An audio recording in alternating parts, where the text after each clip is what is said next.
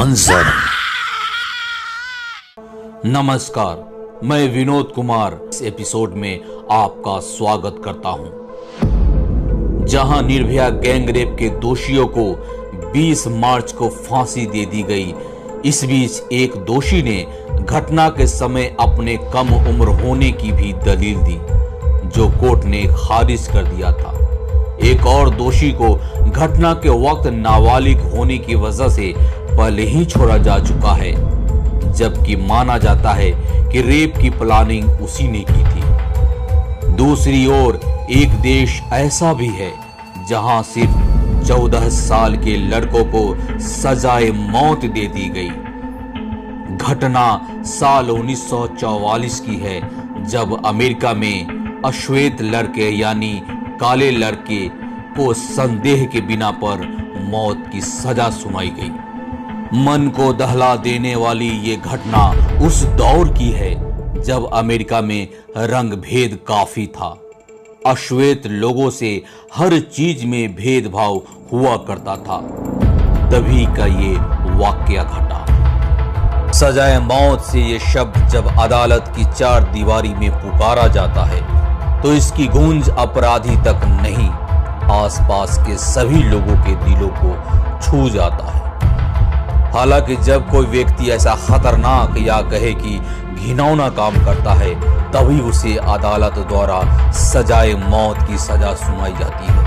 वहीं आज हम आपको एक ऐसा हैरान कर देने वाला किस्सा बताने जा रहे हैं, जिसमें केवल 14 वर्षीय बच्चे को मौत की सजा सुनाई गई थी।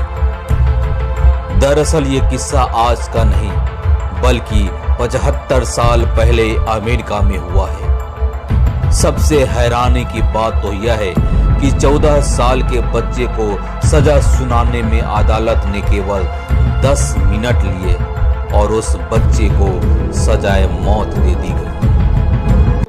तो आइए आपको साल 1944 में घटी इस खौफनाक घटना के बारे में बताते हैं। मौत की सजा पाने वाले बच्चे का नाम जॉर्ज स्टीनी था। यह अफ्रीकन अमेरिकन यानी अश्वेत था। उस दौर में काले गोरे लोगों से रंग की वजह से काफी भेदभाव करते थे, जिसके चलते ऐसा कहा जाता है कि बच्चे को सजाए मौत देने का फैसला एक तरफा था, क्योंकि उस दौरान जिस जजों की बेंच ने फैसला सुनाया था वो सभी गोरे थे। इस किस्से की शुरुआत 23 मार्च 1944 को शुरू हुई थी। इस दिन जॉर्ज और उसकी बहन कैथरीन अपने घर में बाहर खड़े थे।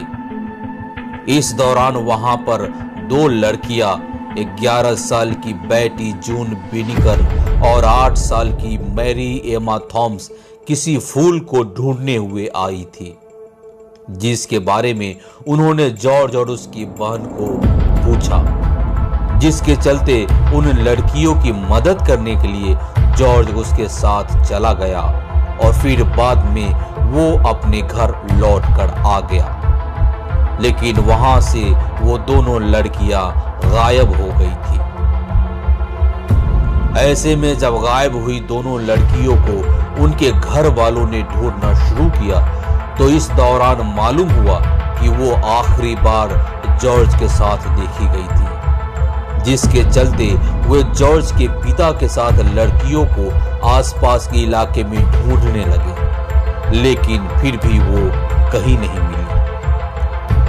बाद में दोनों लड़कियों की लाशें रेलवे ट्रैक के पास कीचड़ में मिली, जिस पर गहरी चोट लगी हुई थी, जिस वजह से दोनों की मौत हुई थी। वही दोनों की लाश मिलने के बाद पुलिस ने शक के आधार पर जॉर्ज को गिरफ्तार किया और उससे पूछताछ की।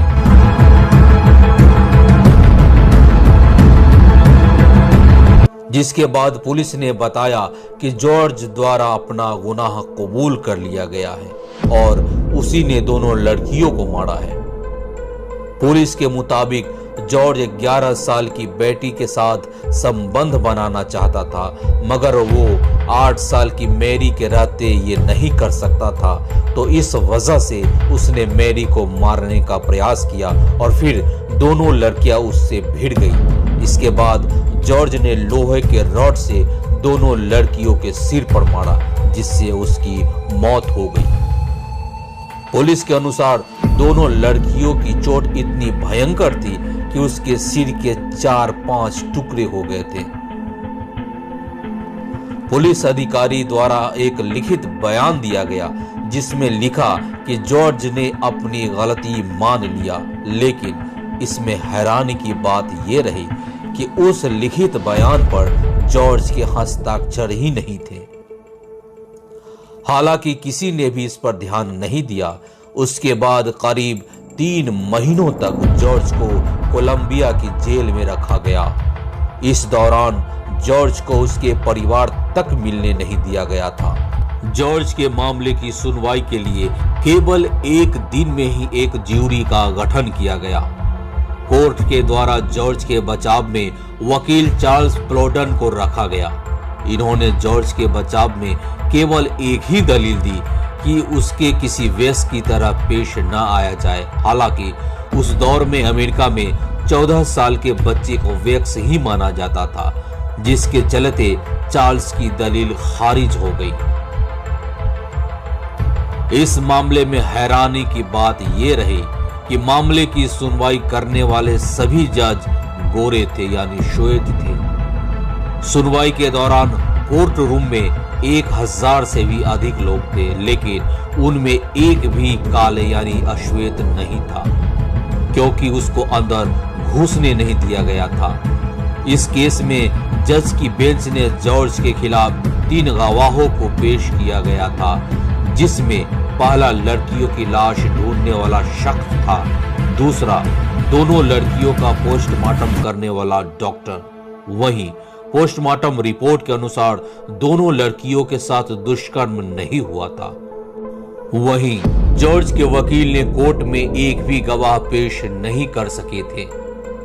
इतना ही नहीं, इस मामले में हैरानी की बात यह रही कि कोर्ट में जॉर्ज के सवालों को क्रॉस चेक भी नहीं किया गया था और ना ही उसे अपने बचाव में बोलने दिया जा रहा था।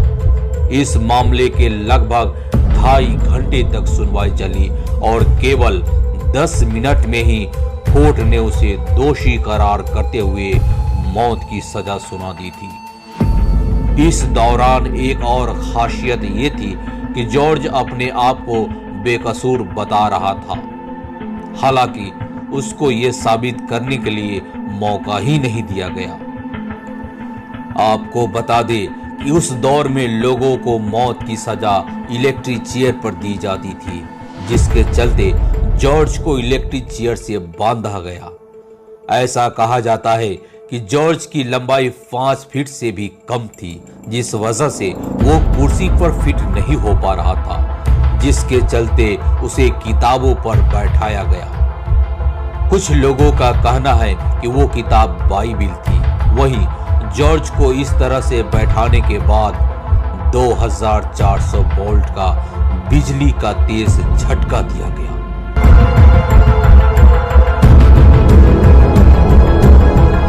जिसके बाद उसकी मौत हो गई। अमेरिका में सबसे कम उम्र में मौत की सजा पाने वाले में जॉर्ज का नाम शामिल है। आपको ये भी बता दें कि जॉर्ज की मौत के 70 साल बाद यानी साल 2014 में उसके केस को एक बार फिर से खोला गया था, जिसके अनुसार जॉर्ज के साथ अन्याय हुआ था।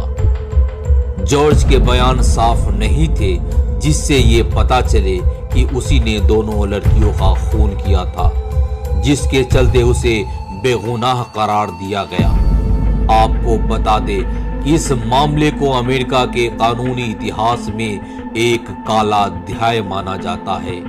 इसमें एक बेगुनाह को दर्दनाक तौर पर सजाए मौत दे दी गई थी। आपको बता दें कि जब इस केस को दोबारा रीओपन हुआ तो एक बात सामने निकल कर आई कि जिस लोहे की छड़ से प्रहार किया गया था वह लगभग 20 किलोग्राम का था, जो किसी 14 साल के बच्चे को उठाना असंभव था और 2014 में उसे बेगुनाह करार दिया गया, जो अमेरिका के इतिहास का काला धब्बा है। आज के खौफनाक मंजर में इतना ही। अब मुझे इजाजत दीजिए, फिर से मिलेंगे एक और खौफनाक मंजर को लेकर। तब तक के लिए धन्यवाद।